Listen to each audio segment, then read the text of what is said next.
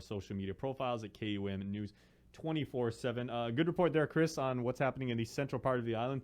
Let's go to another central village right now. We head over to Chichen, and that is the home of, among other things, the National Weather Service, where Landon Aidlet is standing by and looking pretty dapper, and looks like you're feeling fine this morning, and I'm hoping that means the weather is in similar fashion. Yeah, the weather has definitely cleared up. Many of you know I was on leave last week, and I had a friend visiting from California. And of course, what was it last week? Cloudy, breezy, rainy much of the week. Ain't no sunshine when he's gone. It was definitely the driest day of the last week yesterday after my friend left. So that's unfortunate, but that's how it usually works in this region. And that's typical of the weather pattern this time of the year. We're going to be seeing a drier week ahead of us with a little bit of a shower uptick on Tuesday, but then probably another shear line event coming through this weekend. So it could be wetter and windier this weekend. And I'll talk about that shortly. But let me turn my camera around right quick and show you what we're looking at. It was a beautiful starry morning when I opened up my front door at 4 o'clock to walk outside. It looked like glitter in the sky, just beautiful black sky punctuated with the stars everywhere. It's just phenomenal cloud-free sky this morning.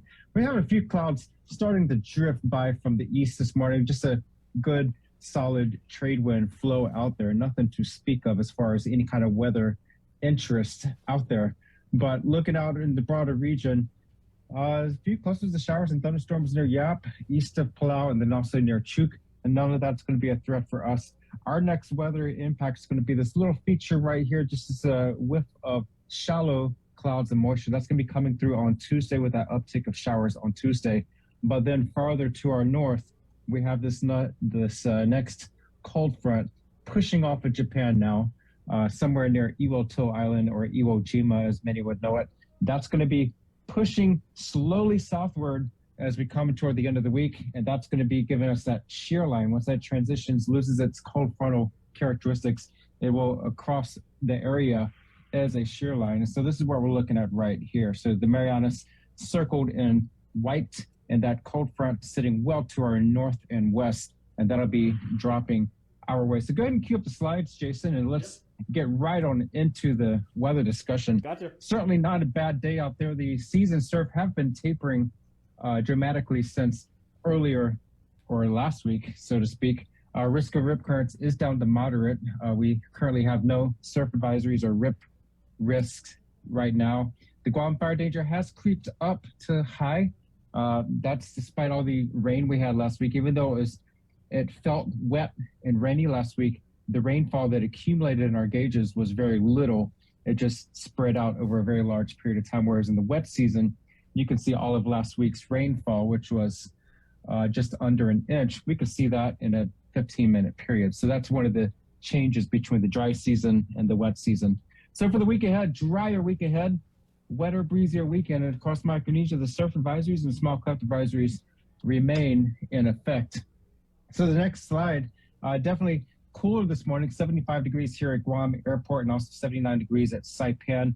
The dew points are nice and comfortable at 72, 73 degrees, and the winds are light here, but stronger in Saipan. We're going to be looking at that in the polar orbiting information just shortly. I did want to include the information on the right of the screen, the daytime maximum temperatures since the 1st of January, the daily rainfall totals, and the max wind. And keep in mind, these max winds, those are sustained 2-minute winds. Those are not the wind gusts, where we had wind gusts upwards of 30, 31 miles per hour last week. And of course, the 7th, I believe that was Friday, 81 degrees, nice and chilly. That is the type of weather you want to pull out your sweatshirts, your jackets, and just bundle up out there. And of course, it was also the rainiest day of the week with just under a half inch of rainfall. That's when I was out at the beach and going around the south side of the island and freezing my butt off that day. So it's improved significantly in the last 2 days. So the rainfall yesterday was, of course, 0 inches with a high temperature of 85 degrees. Our record for the day yesterday was 4.69 inches,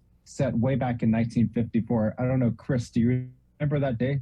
That was way before my birth. So I might have been too young to remember that. Yeah, let's bring in the old guy to stir up those memories. Yeah, I suspect. Tun Chris, do you remember that? Yeah, I suspect it might have been a late season tropical system moving through. I would have to ask my predecessor, Chip Guard. He would probably know it off the top of his head. I think he was nearing retirement at that point, his first retirement. But the next He's retired slide, more times than Michael Jordan has. You know, Chip is a legendary figure, and I had the pleasure of having lunch with him last week to discuss a number of climate requests that are pouring in. So I keep him on a short leash, and we talk frequently all things weather and climate. So speaking of the climate pattern, the next slide shows a drought situation. Conditions have improved in Kapinga Marangi. That's the good news, is they are looking to be one of the wetter spots, at least in the next 10 to 15 days. But now the dry areas are emerging to be the northern Marshall Islands, and that's typical for this time of the year. So that'll be our next hotspot for drought conditions, as well as creeping in across Guam and the Sinai, generally areas north of 10 degrees north latitude. The next slide, definitely no action in the tropics. The Joint Typhoon Warning Center currently monitoring no suspect areas in the region. That's the good news for us. Again, that's seasonal. The next slide showing the polar orbiting satellite, showing those wind speeds. The greens near Guam and the Sinai and to our east, those are 15 to 20 knot winds out on the open waters, with stronger winds farther to the east. Not so bad down south with those little surface troughs, those hashed red lines. Those are the surface troughs where the showers and thunderstorms are pretty much clustered close to, and that'll all keep south of 10 degrees north latitude for us. Out on the waters, the seas and surf have tapered considerably since where we were on January 6th and 7th. We hit a spike in seas and surf along the East Coast. We were near 11 feet combined seas coming in on the east on Friday. That has since tapered down. We're still running above forecast, which is that purple line. The observed is the green line. And we do have a spike coming up on January 16th. If you look at the far right end of that chart, that's going to be our next shear line. And again, this is the EPAN buoy, so it's exposed only to east and south swell. We're not seeing what's coming in from the north and the west. So easily we can expect combined seas to be above what is indicated here at the EPAN buoy. So combined seas for today, 6 to 8 feet, decreasing to about 4 to 6 feet by Wednesday.